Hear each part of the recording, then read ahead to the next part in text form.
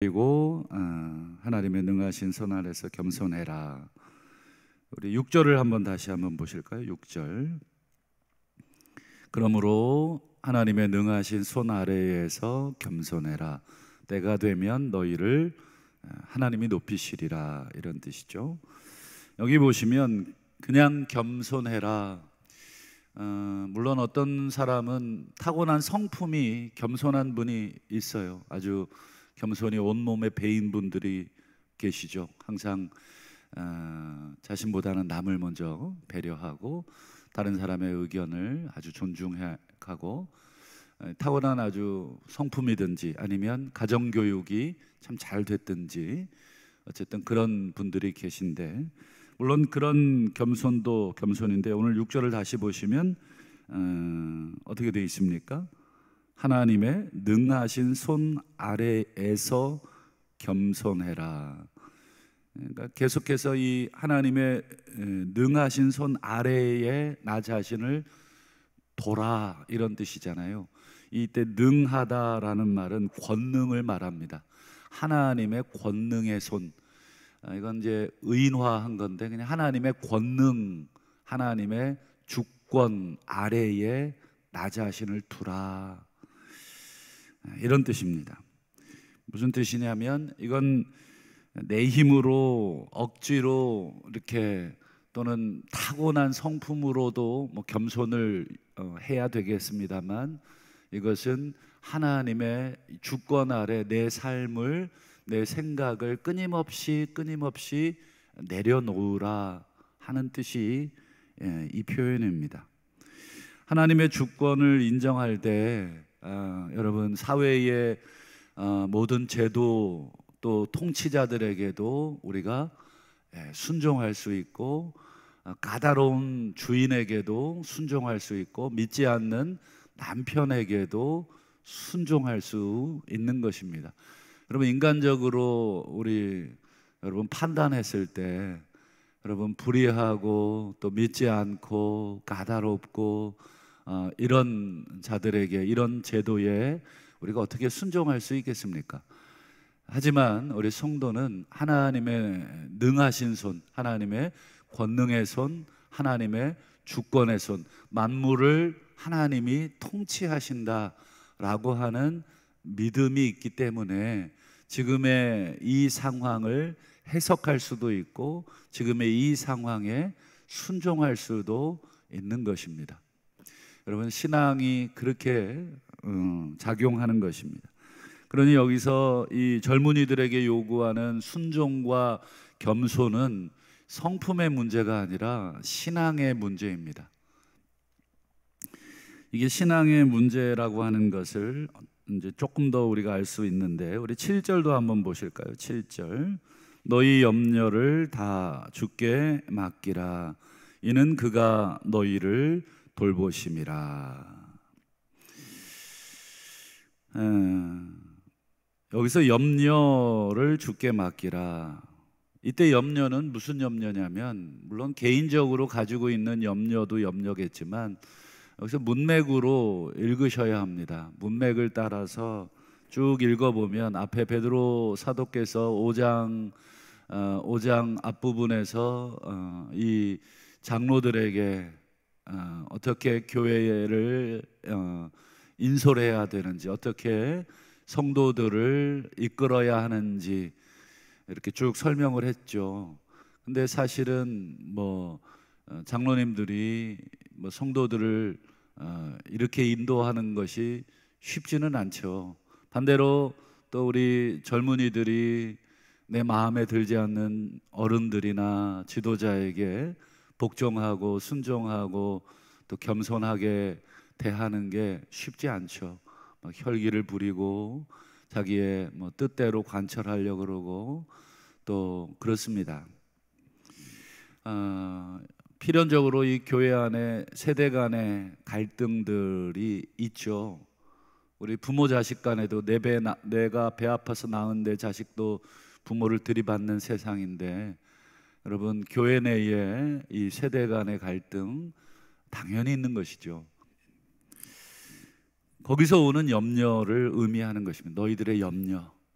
교회 안에서 이 세대 간의 장로로서, 또 어른으로서, 지도자로서, 또 젊은이로서, 또 교회의 구성원으로서 교회를 바라볼 때 왜 저렇게 운영하는지, 왜 저렇게 돈을 쓰는지 마음에 들지 않죠. 거기서 오는 갈등과 거기서 오는 염려들이 계속 우리 안에 있는 거예요. 교회를 생각할 때 기쁨보다는 염려가 더 많을 때가 사실 있죠. 교회가 이렇게 되면 안 되지 않느냐, 또는 교회가 이렇게 가야 되지 않느냐, 우리 교회가 왜 이렇게 됐느냐 등등. 그건 뭐 교회뿐 아니라 우리 가정을 볼 때 그렇죠. 가정도 그렇고, 또 우리가 속해 있는 크고 작은 모임을 우리가 볼 때도 우리가 처음에 의도하고 처음에 생각했던 모임의 어떤 그런 성격과 좀 달라지죠. 그러면 조금 갈등도 오고 또 걱정도 생기고 불안도 오는 것입니다. 지금 베드로는 그 얘기를 하는 것입니다. 7절에 이 교회 안에서 생기는 염려를 다 주님께 맡겨라. 이 말은 무슨 뜻이냐면 뒤에 보세요. 너희를 그가 돌보신다. 이 돌본다는 게 무슨 뜻입니까? 목자의 용어입니다. 주님이 우리의 목자이시다. 시편 23편에 목자께서 양들을 인도하신다. 인도하신다는 말은 주권자, 통치자라는 뜻입니다. 주님께서 주권을 갖고 계신다. 주님께서 교회를, 성도를 운영하신다. 그러니 주님의 눈으로 교회를 보아라. 내 시각으로 교회를 보면 천명교인 1000명의 시각이 나오고 만명교인 10,000명의 의견들이 나올 수밖에 없다. 여러분, 여기 우리 몇 명 계시지 않지만 여러분 각자 생각을 물어보면 다 달라요. 교회에 대해서 뭐 한 현안에 대해서 어떻게 했으면 좋겠느냐 의견을 물어보면 다 생각이 다릅니다. 말을 안 해서 그렇지 저건 좀 그런데, 어떤 분들은 말을 하죠. 또 어떤 분들은 입을 다물죠. 입을 다문다고 동의해 주는 것은 또 아닙니다. 얘기해 보라 그러면 또 다른 얘기 하십니다. 10명이면 10명 다르고 100명이면 100명 다 다릅니다.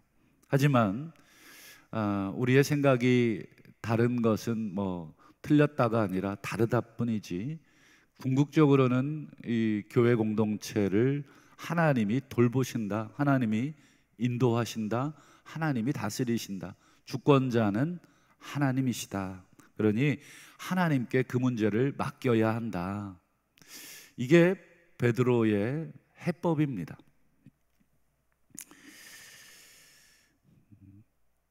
교회 어른들, 젊은이들 때문에 참 염려가 많아요.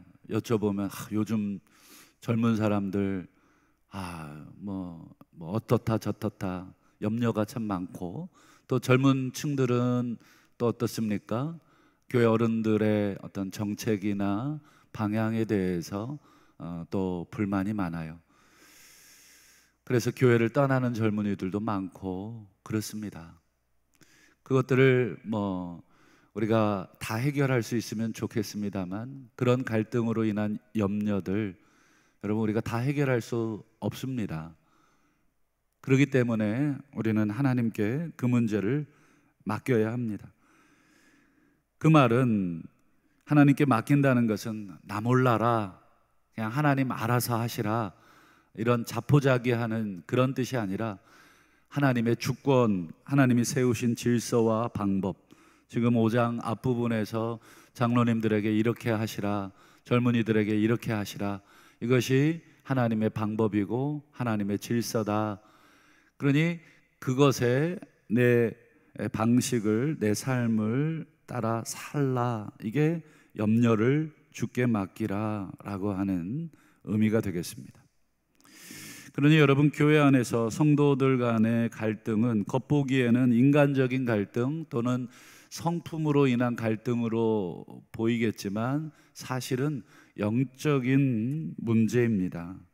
하나님의 주권을 인정하지 않으니까 내 소리가 커지는 것입니다. 그렇지 않겠습니까?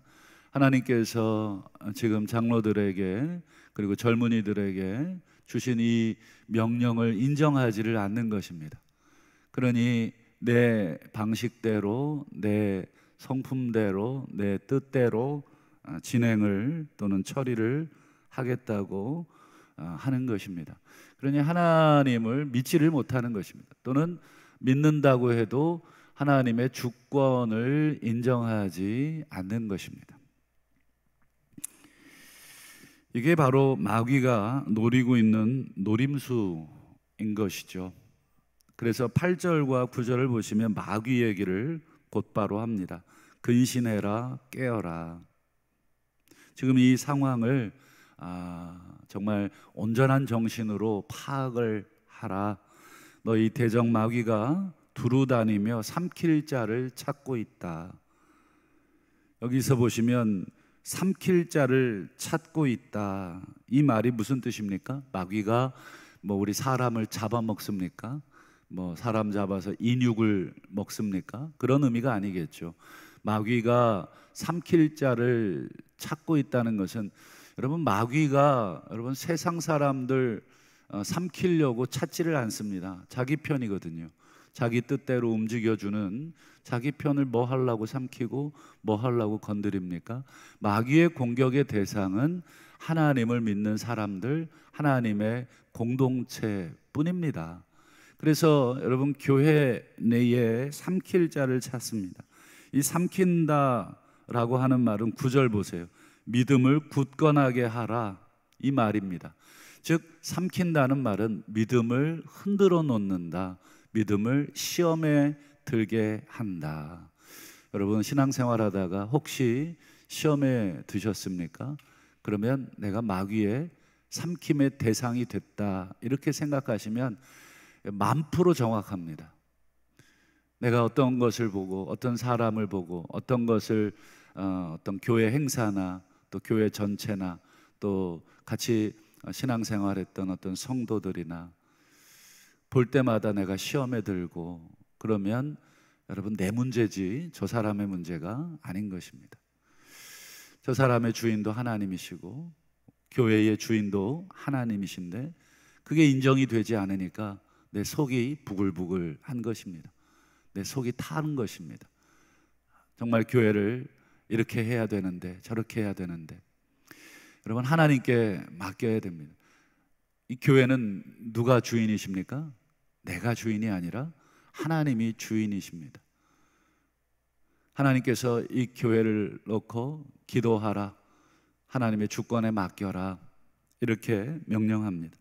그런데 그것을 마귀가 계속 흔들어 놓고 있는 것이죠. 그래서 베드로는 너희들의 믿음이 흔들리지 않도록 하라, 그리고 마귀를 대적하라, 너희를 삼키지 못하도록 마귀를 대적해라.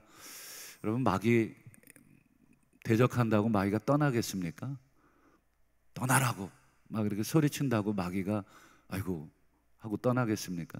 순진한 생각입니다. 여러분, 마귀를 대적하는 방법은 딱 한 가지밖에 없습니다. 주님의 주권에 철저하게 순종하는 것밖에는 없습니다. 제가 지난 시간에도 한번 말씀드린 기억이 나는데, 뭘 생각하지 말라 그러면 우리 뇌는 계속 그것만 생각하게 돼 있습니다. 그래서 여러분, 뭘 하지 말라, 생각하지 말라가 아니라 다른 것을 대안을 줘야 합니다. 아이들에게 야, TV 그만 봐, 핸드폰 그만해, 야, 뭐 그만해, 이렇게만 하면 아이들은 계속 핸드폰 생각, TV 생각만 더 나는 것입니다.